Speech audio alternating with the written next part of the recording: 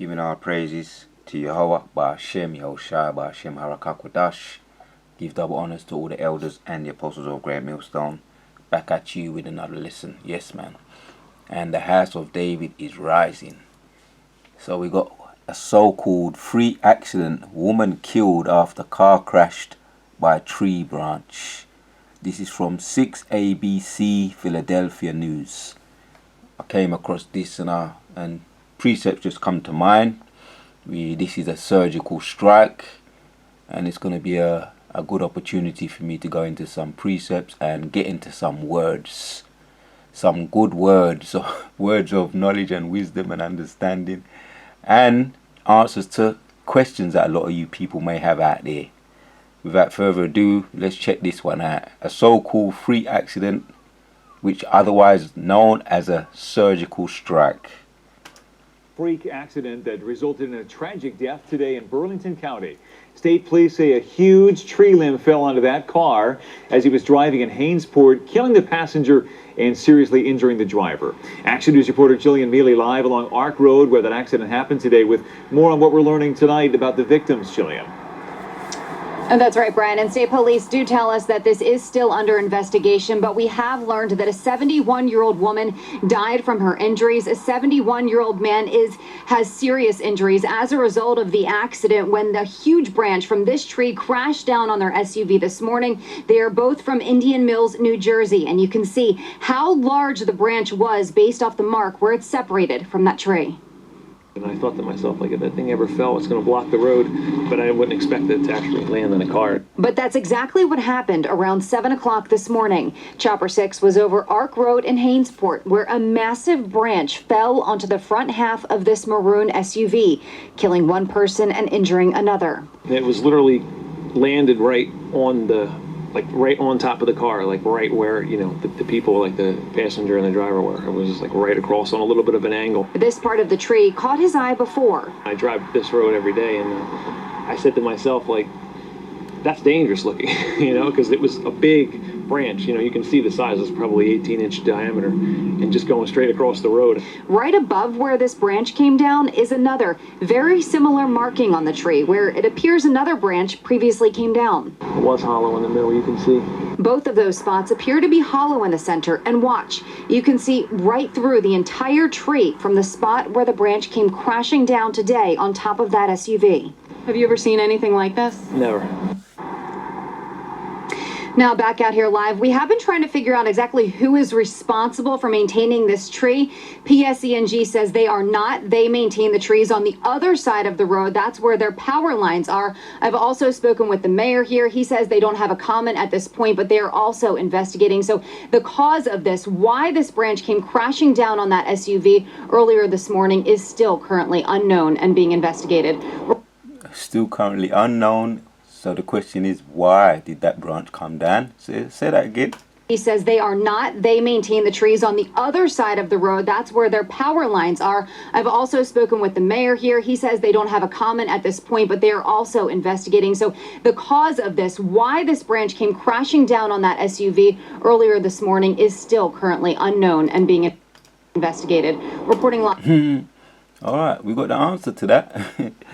Mysterious tree that branch falls down and kills somebody, and one of the 71 or 72-year-old elderly, and one of them the woman was struck and killed. Man escaped with his life. These are what you call old age pensioners. So we got some precepts, man, and we're going to get into a little bit some words, just to dig up some soil, uncover some more precepts as we do. Job chapters 20. Yeah, the pit bull dog, I done a video on that yesterday. You right? People are saying, why would that happen? Why would these pit bull dogs maul an elderly man to death?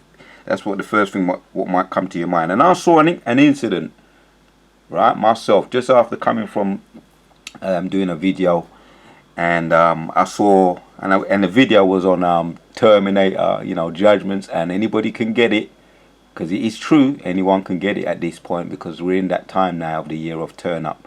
So at this point, the Most High is showing his anger. He's showing that he's turning up.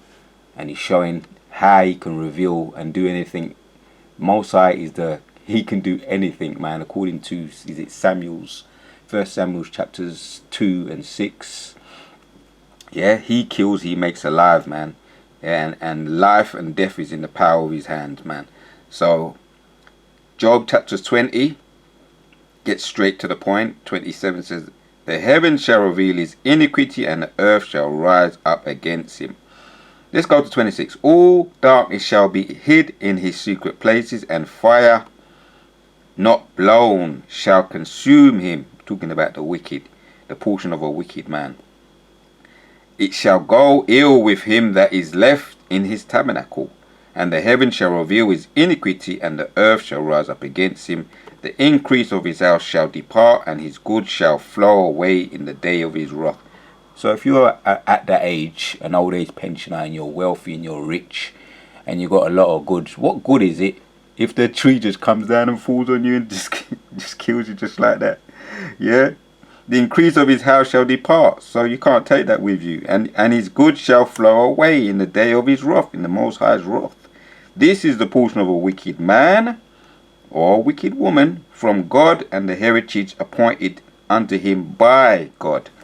Yeah, that's the portion of a wicked man. The earth is rising up against you, just like the pit bull terrier who killed the elderly man, the former military veteran. Which a lot of them now, there's an increase on dogs and bears. I can get into a video doing that. A bear that went into a house and just killed the family and just was in the house gorging on them. The whole family was gorged on by a bear, a grizzly bear, a wild bear. And that was another case of the earth rising up against the ease. The animals are getting mad. The animals have always been mad, but I mean now they got an opportunity now. Because the Most High's putting that spirit on them. Spirit's created for vengeance, man. You understand? Sirach 37 and 28. Spirits are created for vengeance.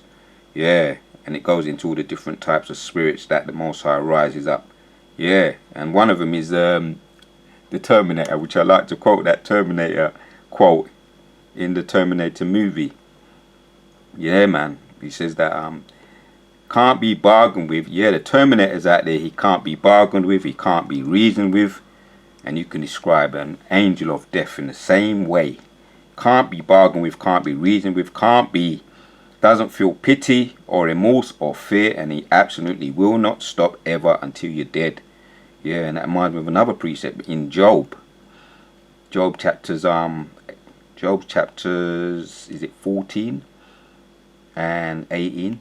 Matter of fact, let's go to that. Let's just check that one out. Let's just check this one out in Job also. More into Job 18. Refresh my memory on that one. Yeah.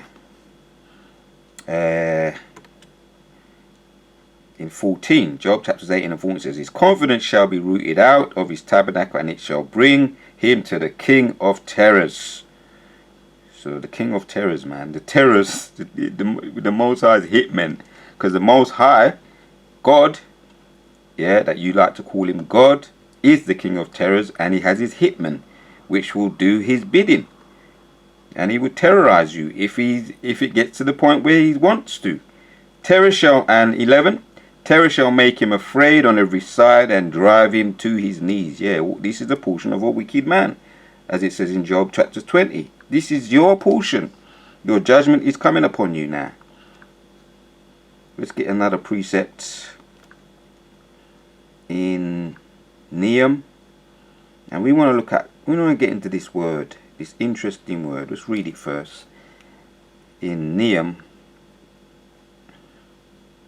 chapters 1, because it gives them, it further drives home the point. Nahum chapters 1 and 2 says, God is jealous and the Lord revengeth. The Lord revengeth and he is furious. The Lord will take vengeance on his adversaries, and he reserveth his wrath for his enemies. Why did that tree fall on them elderly people at that stage? That's the question. And that's a good question. lines are. I've also spoken with the mayor here. He says they don't have a comment at this point, but they are also investigating. So the cause of this, why this branch came crashing down on that SUV earlier this morning, is still currently unknown and being investigated. Well, here it is. God is jealous.